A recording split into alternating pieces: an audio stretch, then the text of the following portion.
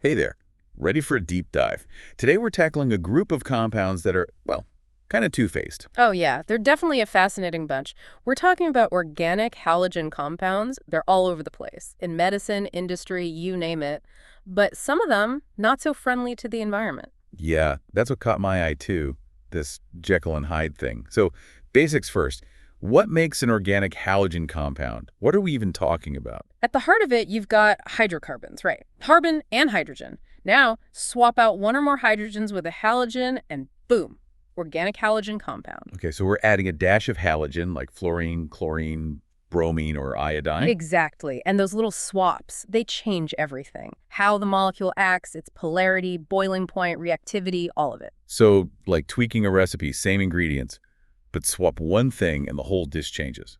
That's the idea. Now, there are a lot of these compounds. How do we even categorize them? One way is by looking at what kind of carbon the halogen is attached to. Okay, so like what different types of Yep. carbon? You got it. If it's attached to an sp3 hybridized carbon, think 4 single bonds, it's a haloalkane. But if it's on an sp2 hybridized carbon, part of something fancier like a benzene ring, then it's a halorene. So haloalkanes are the simpler ones, and halorenes are hanging out with the benzene ring crew. Perfect analogy. And that difference, it's important. It changes how they react and what they're used for. Speaking of which, you said they're everywhere. Give me some real-world examples. What are these things actually doing? Think everyday stuff. Refrigerants, pesticides, even plastics. Lots of those use organic halogen compounds. Wow, I had no clue. They're like the unsung heroes of, well, everything. Pretty much. And don't forget medicine. Some antibiotics, hormones, those are organic halogen compounds too. Vital for fighting infections and keeping our bodies running. It's amazing how one little swap, hydrogen for halogen, leads to such a huge range of stuff. It's a testament to how powerful chemistry is. Tiny tweaks can make a world of difference in how a molecule behaves and how it impacts everything around us. Okay, so we know they're important, and there are tons of them.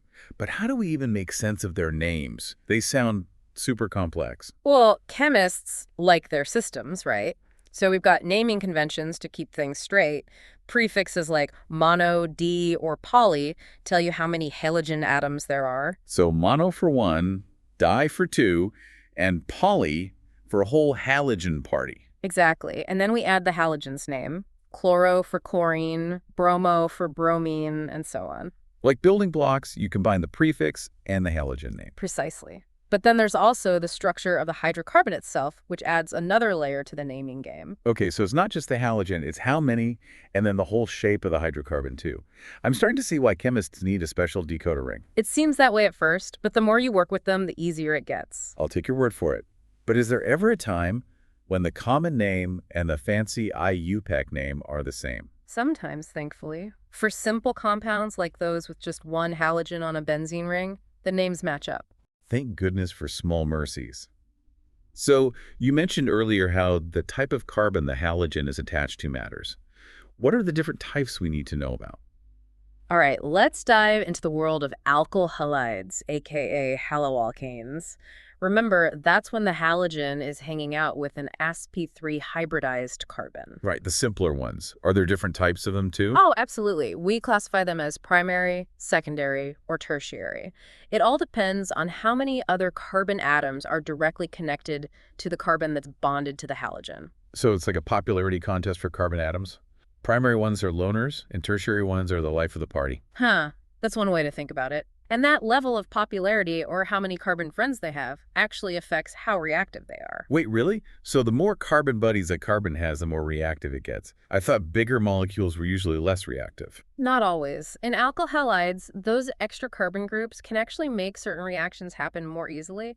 It's about stability. So it's not just size, it's also the arrangement of the atoms and how they influence each other. Exactly. It's this intricate dance that determines how a molecule will behave. Okay, so we've got alkyl halides. What other categories are there? Well, there are allylalkalides, where the halogen's attached to an eky3 carbon that's right next to a carbon-carbon double bond. Double bonds, those always make things interesting. What's special about allylic halides? That double bond nearby, it changes how they react. They can do things that alkyl halides can't. So even in the molecular world, your neighbors matter. Location, location, Basically, location, right? you got it. And then we've got benzylic halides, kind of like allylic halides, but instead of a double bond, the sp3 carbon with the halogen is hooked directly to a benzene ring. Benzene rings, those seem like the VIPs of organic chemistry. Yeah. What makes benzylic halides unique? That benzene ring has its own special electron magic going on, which changes how the attached halogen behaves. Benzylic halides are in a league of their own compared to alkyl halides. So I'm seeing a pattern here. The type of carbon the halogen's on and its surroundings, that's what determines how reactive the compound is. Exactly. It's like each category has its own personality, its own way of reacting. And we can't forget about vanillic halides and aryl halides, right? Absolutely. Vanillic halides have their halogen directly attached to an sp2 carbon that's part of a double bond, while aryl halides have theirs on an sp2 carbon that's part of a benzene ring. So vanillic halides are clinging to that double bond, and aryl halides are back in the VIP lounge with the benzene rings. Perfect visualization. And those structural differences lead to different reactivity patterns, making each category unique. This is so cool. It's amazing how swapping a hydrogen for a halogen creates this whole complex family of compounds. It really showcases the elegance of chemistry. Tiny changes at the molecular level lead to this huge variety in properties and what we can do with them. Okay, let's zoom in now. What about the carbon-halogen bond itself? What's the deal with that? The heart of the matter. This bond is polar, meaning the electrons aren't shared equally between the carbon and the halogen. Polar, like the Earth poles. Yeah. So one end of the bond is more negative, the other more positive. Exactly. Halogens are more electronegative. They pull harder on those shared electrons. So the halogen end is slightly negative and the carbon end is slightly positive. Like a tug of war, halogen's winning. Right, and this impacts the bond's length and strength too. How so? Well, going down the periodic table, fluorine to iodine, halogens get bigger. Bigger atoms, longer carbon-halogen bonds. So fluorine's the small but mighty one, and iodine is the gentle giant. You got it. And those longer bonds, the electrons are spread out more, so the bond is actually weaker. So a carbon-iodine bond is weaker than a carbon-fluorine bond. That's right. And that difference in bond strength, it plays a big role in how reactive those compounds are. Makes sense. Now, how do we make haloalkanes in the first place? Where do they come from? Often we start with alcohols. They're readily available, and they've already got that oxygen-hydrogen bond, which we can swap for a halogen. So alcohols are like the blank canvases for making haloalkanes. Exactly. And we use different reagents to do the transforming, concentrated halogen acids, phosphorus halides, or even thionyl chloride. Thionyl chloride sounds intense. Why is that one popular? It's reactive, sure, but it makes things tidy. The byproducts are gases. They just float away, leaving our nice haloalkane behind. Like a magic trick, poof, gone. You got it. And the choice of reagent depends on the alcohol we're starting with. Some need a little push to react, others are ready to go right away. Party animals. Haha, exactly. Now, alkyl iodides, they need a slightly different approach. We react the alcohol with sodium or potassium iodide and strong acid. Different recipes for different iodides. What about haloarenes? Do we make those the same way? Not quite. For those, it's mainly about electrophilic substitution of arenes with chlorine or bromine. Electrophilic substitution. Remind me what that is again. Basically, an electrophile, something that's hungry for electrons, attacks the benzene ring, which is rich in electrons, and kicks out a hydrogen atom to take its place. Molecular musical chairs. Halogen steals a spot. Exactly. We often use a catalyst to help things along, like iron or iron chloride. So the catalyst is like the choreographer, making sure the halogen ends up in the right spot. Perfect analogy. And this method, it can lead to different isomers, where the same atoms are arranged differently. Isomers, those are the ones that can be mirror images, right? Those are a specific type called enantiomers. But here, we're talking about ortho, meta, and para isomers. Different spots the halogen can grab on the benzene ring. Like different sections in the benzene ring stadium. Exactly. And these isomers melt at different temperatures, so we can separate them pretty easily. Convenient. Now, iodine reactions, those are a bit trickier, right? You're right. They can be reversible, so we need to add something to push them in the right direction, an oxidizing agent. Like a little nudge to keep the reaction going. That's it. And fluorine, well, that's too reactive for this method altogether. We have to use something else, like Sandmeyer's reaction, which involves some fancy chemistry with diazonium salts. Diazonium salt, that sounds like it's straight out of a chemistry magic show. It's a powerful tool for getting fluorine onto those benzene rings. Okay, so we've made our compounds, but what are they like? What do they look and feel like? Pure haloalkanes are usually colorless liquids or gases, but bromides and iodides, they can pick up some color when exposed to light. So light changes how they look, like they have a hidden color palette. I like that. And many volatile haloalkanes, they have a sweet smell, surprisingly enough. Sweet. I thought chemicals were all harsh and pungent. Not always. Some are actually quite pleasant. Interesting. What about density? Are they heavier than water? Many are, yes. And generally, the more carbons, the heavier the halogen, or the more halogens you have, the denser it gets. So a polyhalocane would be pretty dense. What about their boiling points? Ugh, that's where things get interesting. Haloalkanes actually boil at higher temperatures than hydrocarbons of a similar size. Really? I thought bigger molecules usually have higher boiling points. Size matters, but it's not the whole story. Intermolecular forces, how the molecules attract each other, play a big role too. So what's going on with those forces? Haloalkanes, with that polar carbon-halogen bond, they have stronger attractions between molecules. Dipole interactions, where the positive end of one molecule is drawn to the negative end of another. And stronger van der Waals forces, which are weaker attractions that happen between all molecules. So they're stickier than hydrocarbons. That's a great way to put it. And that stickiness makes their boiling points higher. It takes more energy to break them apart and get them into a gas phase. What about branching? Does that affect boiling point too? It does. Branching actually lowers the boiling point. Why is that? I thought branching made things more compact. It does, but that compact shape reduces the surface area where those intermolecular forces can act. So those branches are getting in the way, preventing the molecules from cuddling up close. Exactly. And the same thing happens with dihalobenzenes. The para-isomers, where the two halogens are opposite each other, have higher melting points than the ortho or meta-isomers. Yeah. It's all about how well they pack together. Symmetry is key for a good fit. Okay, what about solubility? How well do these mix with other stuff, like water? Haloalkanes generally don't mix well with water. But I thought water was the universal solvent. It's good at dissolving lots of things, but not everything. Water molecules love to stick to each other. To dissolve haloalkane, you'd need to break those water attractions and also overcome the attractions between the haloalkane molecules. So water's just not willing to put in the effort for haloalkanes. Pretty much. They do dissolve well in organic solvents, though. The attractions between the haloalkane and the solvent are similar to the ones they had before, so it's an easy swap. They prefer to hang out with their own kind. Now, haloalkanes get involved in tons of reactions, right? Can you give me the rundown of the main types? You bet.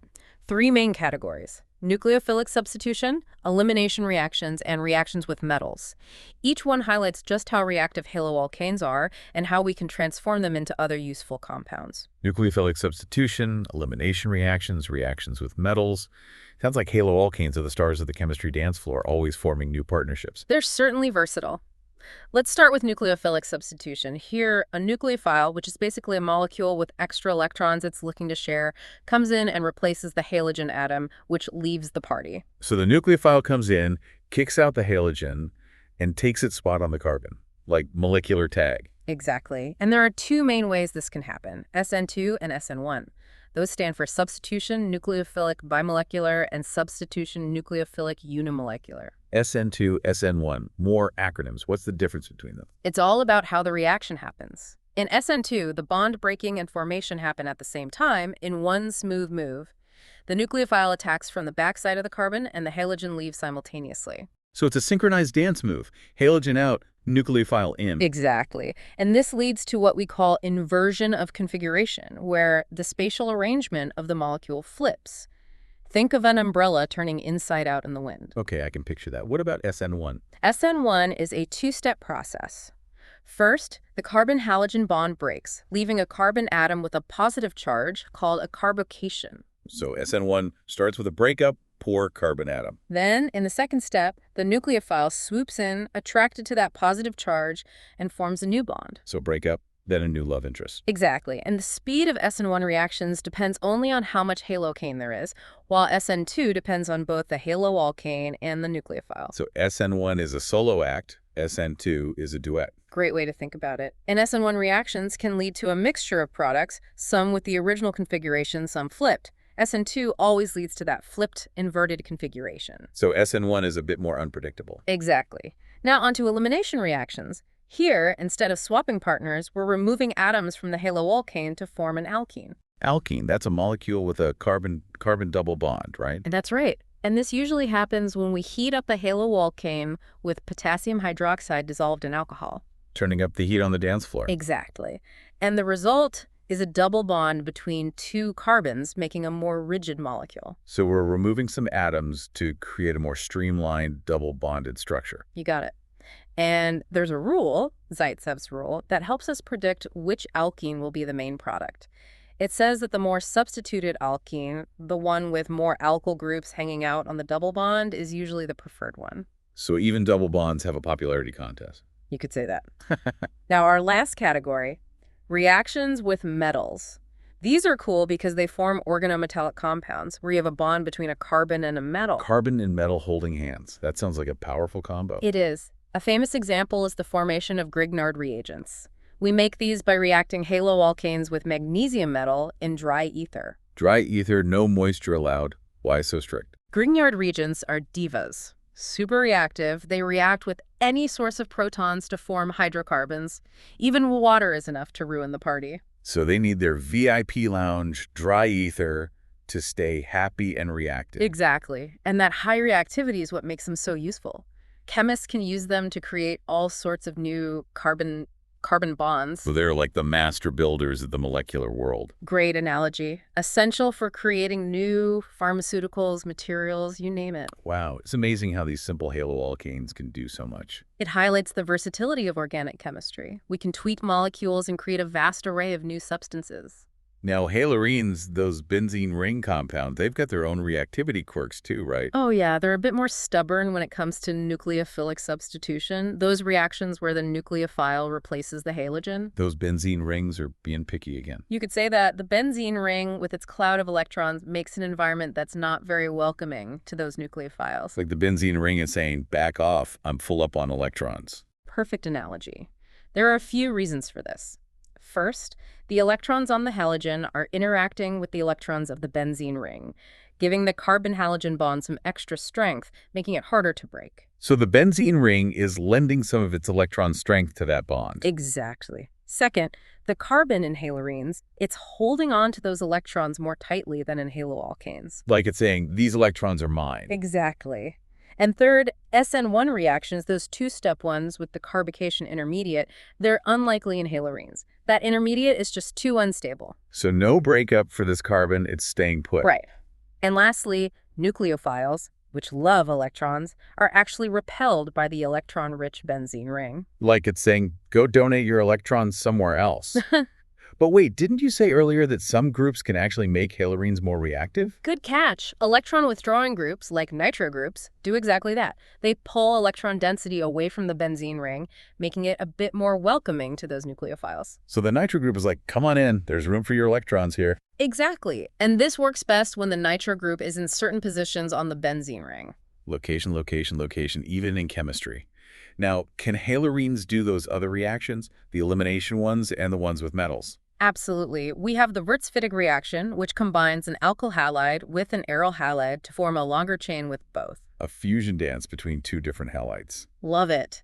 And then there's the Wittig reaction, where two aryl halides join together with the help of sodium, forming what's called a biaryl compound. Two benzene rings holding hands. Another great visual. Now, before we move on, we got to talk about some specific polyhalogen compounds. These guys have multiple halogens, and they've got some serious real-world impact. Okay, bring on the heavy hitters. First up, dichloromethane, also known as methylene chloride.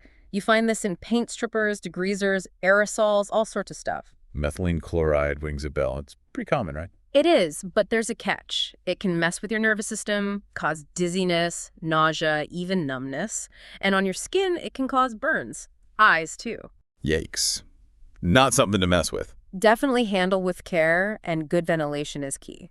Noted. What about chloroform? That's the one that knocks people out in old movies, right? Chloroform, or trichloromethane, was used as an anesthetic back in the day, but not so much anymore. It can be toxic. So we've found better ways to put people to sleep now. Thankfully, yes. Today, chloroform is mainly used for making refrigerants and in some industrial processes. But it's still dangerous. It is. Inhaling it can cause dizziness, headaches, even make you pass out. And long-term exposure can harm your liver and kidneys. So chloroform needs to be treated with respect. You got it. Now, have you heard of iodoform? The name rings a bell, but I can't quite trace it. Iodoform, or triodomethane, used to be an antiseptic because of its iodine content, but it has one major drawback. The smell. Not pleasant. Not a good look for an antiseptic. Nope. So it's been mostly replaced by other iodine-based products that smell better. So iodoform got kicked out of the party for being too stinky. Pretty much. Next up, carbon tetrachloride, also known as tetrachloromethane. This was in refrigerants, fire extinguishers, cleaning products, you name it. But it's been phased out of a lot of things. Why that? Well, it turns out it's not good for the ozone layer. You know, that layer that protects us from harmful UV radiation. Yeah, not good. And there are concerns about it causing liver cancer, too. Double whammy. Yep. So its use is pretty restricted now. Good riddance. What about freons? Those are refrigerants too, right? Yes, freons are chlorofluorocarbons, or CFCs. They were in everything. Fridges, air conditioners, aerosol sprays, but you might have noticed not so much anymore. I thought those were banned. You're right, their use is restricted because they also damage the ozone layer. They had their heyday, but their environmental impact caught up with them. Exactly. And last but not least, we have DDT, which stands for dichlorodiphenyltrichloroethane. DDT. Now that one I've definitely heard of. It was the first chlorinated organic insecticide, very effective at controlling mosquitoes that spread malaria and typhus. So it was a lifesaver. It was. But there's a dark side. It sticks around in the environment for a long, long time. And it builds up in the food chain, harming wildlife, especially birds. A classic case of good intentions with unintended consequences. Exactly. And it highlights how important it is to think about the long-term effects of these compounds.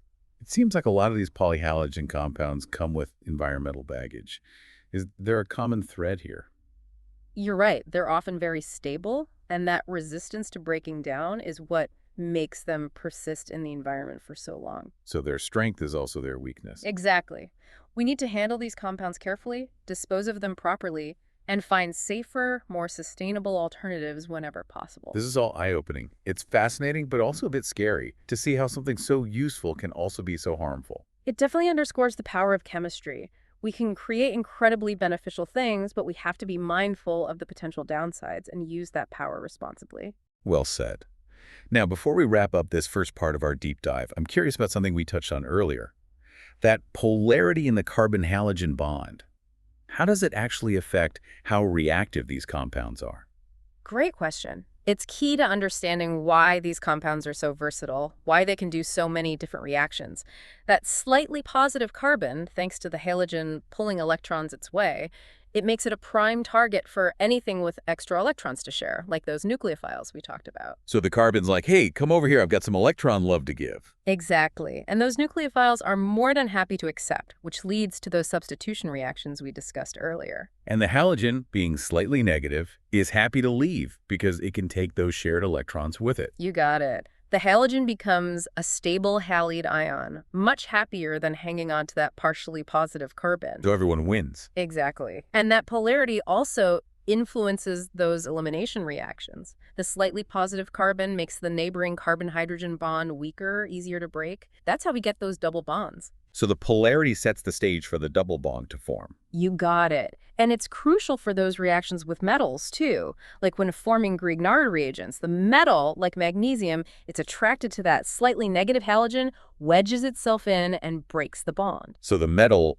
exploits that polarity difference to break things up. Exactly. And that Grignard reagent that's formed is incredibly reactive, a real workhorse for building more complex molecules. Wow, it's amazing how this one little detail, the polarity of the bond, has such huge consequences. It's a testament to the power of chemistry. Even tiny shifts in electron distribution can drive a huge variety of reactions and ultimately create a vast array of compounds. I'm really starting to see the depth of this topic now. It's not just about memorizing structures, it's about understanding these subtle interactions and how they shape everything. Exactly. And that's what makes chemistry so fascinating. It's like a puzzle, but one that affects everything around us. Well, I think we've covered a lot of ground in this first part of our deep dive.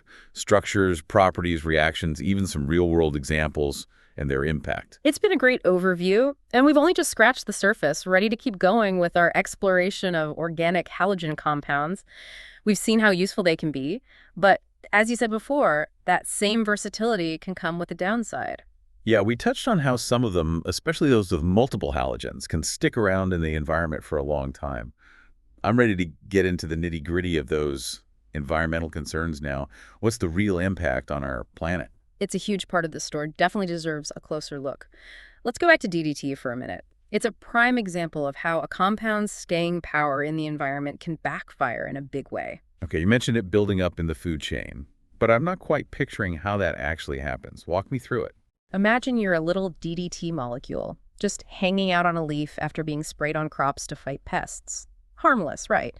But here's the thing. You're tough, you don't break down easily.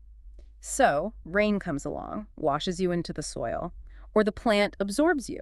So the DDT is spreading out, even beyond where it was sprayed. Exactly. Now, a worm comes along, munches on that leaf, it gets a tiny dose of DDT. Might not even affect the worm directly, but that DDT, it's staying put inside its body. And then a bird eats the worm and gets an even bigger dose of DDT. You got it. It's like a chain reaction.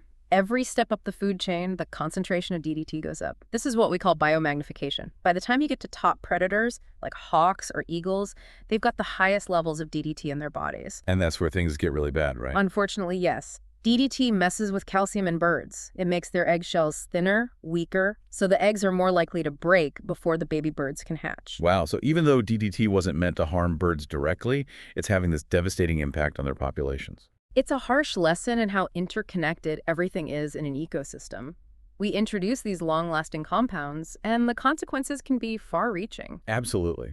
So if these polyhalogen compounds are so stubborn, what can we even do? Are we just stuck with a polluted planet? Not necessarily. We have some options, and they often work best in combination. First, reduce or eliminate their use whenever possible.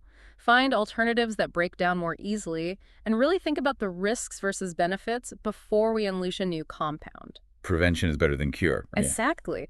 But we also have to deal with the contamination that's already out there, even if we stop using these compounds today. And that's where remediation comes in. Remediation, that's like cleaning up the mess, right? Exactly. Scientists are working on ways to remove or break down these compounds in soil and water. What are they doing specifically? Yeah. How do you even tackle something like this? One promising approach is bioremediation. We use microorganisms like bacteria and fungi that can actually eat up these compounds and turn them into something less harmful. So it's like we're enlisting nature's own cleanup crew. Precisely. It's sustainable and it can be really effective, especially over large areas. That's incredible. What else are scientists trying?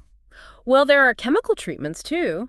Certain compounds can break down these pollutants into less harmful byproducts. So it's fighting chemistry with chemistry. You got it. And then there's activated carbon, which can act like a sponge, soaking up those contaminants from water or soil. So it's pulling them out of the environment. Exactly. This is all amazing, but it sounds like a big job. It is. Remediation is expensive, takes time, and often requires a multi-pronged approach. But essential work, right? If we want to protect our planet and all the living things on it. Absolutely. It's an investment in the future, and it shows our commitment to taking care of the environment. You mentioned reducing or eliminating the use of these compounds in the first place. Isn't that where green chemistry comes in? Bingo. Green chemistry is all about designing chemical processes and products that are safer and more sustainable from the get-go. Minimize hazardous substances, reduce waste, prevent pollution right from the start. So it's like being proactive, thinking about the environmental impact before we even make something. That's the idea. And green chemistry is key to developing alternatives to those persistent polyhalogen compounds we've been talking about. Can you give me some examples of how green chemistry is making things better? Sure. One area is pesticides. Instead of using those long-lasting chlorinated compounds like DDT, scientists are developing biopesticides. They come from natural sources like bacteria, fungi, even plants. So we're using nature's own weapons against pests. Exactly. And biopesticides break down more easily in the environment, and they often target specific pests, so they're less likely to harm beneficial insects or other organisms. That's a huge improvement over those old broad-spectrum pesticides that wiped out everything. Absolutely. Green chemistry is also helping us develop new refrigerants that don't destroy the ozone layer. You mentioned CFCs being phased out. What are we using now? Well, hydrofluorocarbons, HFCs, were introduced as replacements, but it turns out they're potent greenhouse gases contributing to climate change. So out of the frying pan, into the fire. Right. The search for better refrigerants continues. Now we've got hydrofluorphins, or HFOs, which have a much lower impact on global warming. It's like we're constantly learning and trying to do better. That's the spirit of green chemistry. It's about continuous improvement, learning from our mistakes, and always finding ways to lessen our environmental impact. It's encouraging to see how chemistry can be a force for good, not just for making things we need, but also for protecting the planet. I agree. It reminds us that we have the knowledge and the ability to create a more sustainable future. We just have to put it into action. This deep dive has been a real eye-opener for me. It's not just about the molecules themselves, it's about how they fit into the bigger picture, the impact they have, and our responsibility for using them wisely. You've hit the nail on the head. It's a holistic view of chemistry. Our actions have consequences, and we have a duty to minimize harm and do things sustainably. Now, before we wrap up this part, there's something else I've been wondering about. We talked about how the polarity of that carbon-halogen bond makes these compounds vulnerable to attack by nucleophiles. That's how we get those substitution and elimination reactions. But what about reactions with metals, like forming those Grignard reagents? How does polarity play into that? Ah, great point. It highlights another interesting aspect of their reactivity. When you're forming a Grignard reagent, the metal, let's say magnesium, it's more electropositive than carbon. So it's attracted to a slightly negative halogen atom in the haloalkane. So the magnesium is basically going for the halogen's electron hangout spot. Exactly. And that attraction lets the magnesium insert itself right between the carbon and the halogen, breaking that bond and forming a new carbon-magnesium bond. So the magnesium is like a homewrecker, breaking up that carbon-halogen couple. Huh. Great analogy. And the Grignard reagent that's formed is super reactive, ready to go make new bonds with other molecules. That's why they're so valuable in organic synthesis. We can use them to build bigger, more complex molecules. So it's like the magnesium is activating that carbon, making it eager to partner up with someone else. Precisely. It's amazing how this one little thing, the polarity of a bond, can have such a huge impact. It really is. It's a testament to how elegant and powerful chemistry is.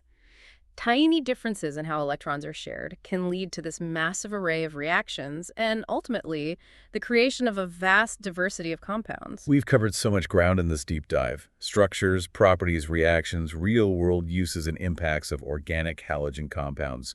We've even touched on the ethical aspects and the importance of doing things sustainably. It's been a fantastic overview, and we're ready for the final stretch. Okay, we've really gone deep on organic halogen compounds, haven't we? From the basics to their uses, their impacts, all of it. Now, I kind of want to zoom out a bit. What about the bigger picture? What questions does all this raise for you? That's what I love about these deep dives. We get into the details, but then, what does it all mean? What about the future of these compounds, for instance? Exactly. We've seen they can be helpful and harmful. So where are we headed with them? What are the new developments? How are we using them? Great question, and it's something chemists are grappling with right now all over the world. One big trend is that sustainability push we talked about earlier. Right. Green chemistry. Finding alternatives that are safer for us and the planet. Exactly. And it's driving innovation in so many fields, like in medicine. There's this huge push for halogenated drugs that are super targeted so they do their job without lingering in the environment. It's like precision medicine, but for the environment too. That's a great way to put it. And in agriculture, we're moving away from those persistent halogenated pesticides. Biopesticides are becoming more and more important. It's exciting to see how chemistry is evolving, becoming more responsible and sustainable. I agree. It shows we're starting to understand that human health, environmental health, and how we use chemicals, it's all connected. Now, something else that's been on my mind, those persistent organic pollutants, the POPs. They seem like a real headache, sticking around and building up in the food chain. What are the long-term challenges we're facing with those? It's a tough question, and there are no easy answers. Because they hang around for so long, they can still be a problem even if we stop using them completely. It's like this legacy of pollution we've created. You got it. One challenge is just the sheer scale. They've been used everywhere for decades. So now they're in the soil, water, air, even in us. It's like trying to clean up a giant invisible mess. Exactly. And they don't just stay put. They can travel huge distances carried by wind and water currents. So even if one country bans a compound, it can still end up there from somewhere else. That's the problem. We need global cooperation to really tackle this. What about the health effects of these POPs on people? We talk about wildlife, but what about us? There's a lot of concern about long-term exposure, even at low levels. So even if you don't see immediate effects, there could be problems down the line. Exactly. And some of these compounds are suspected to mess with our hormones, which is especially concerning for kids. That's scary. It is. That's why we need to keep researching and monitoring these compounds closely. It's a reminder that our choices today have consequences that can last for generations. We need to take care of both ourselves and the environment. Absolutely. Now, back to those sustainable alternatives. What are some of the promising areas of research there? What are scientists working on? Lots of cool stuff. One area is bio-based alternatives, using plants, for example, to create pesticides or even as building blocks for plastics. Tapping into nature's own chemical genius. Exactly. And these bio-based compounds are often biodegradable, which is huge. They break down naturally, so no more persistent pollution. That's a game changer compared to those synthetics that stick around forever. It is. Another area of research is using catalysts that are less toxic and produce less waste. So it's about making the whole manufacturing process cleaner and greener. You got it. Enzymes, for example, are really promising as catalysts. They're natural proteins that can speed up reactions in a very precise and efficient way. Borrowing nature's own catalysts. Right. And they often allow for milder reaction conditions, so we use less energy and harsh chemicals. It's amazing how nature offers so many solutions. It is. It's inspiring for chemists to learn from nature and apply those lessons to make our own processes more sustainable. This whole deep dive has really opened my eyes. Organic halogen compounds are everywhere, and they have this incredible story to tell. From their structures and reactions, to their uses, their impacts, everything. It's a complex story with both benefits and challenges. I feel so much more informed now, and honestly, a bit more empowered to make responsible choices about the products I use and the kind of future I want to support. That's what it's all about, right? Absolutely. Well, I think it's time to wrap up our deep dive into the world of organic halogen compounds. It's been an amazing journey. I've enjoyed every minute of it. Thanks for joining us on the deep dive. We'll be back soon with another fascinating topic to explore. Until then, stay curious.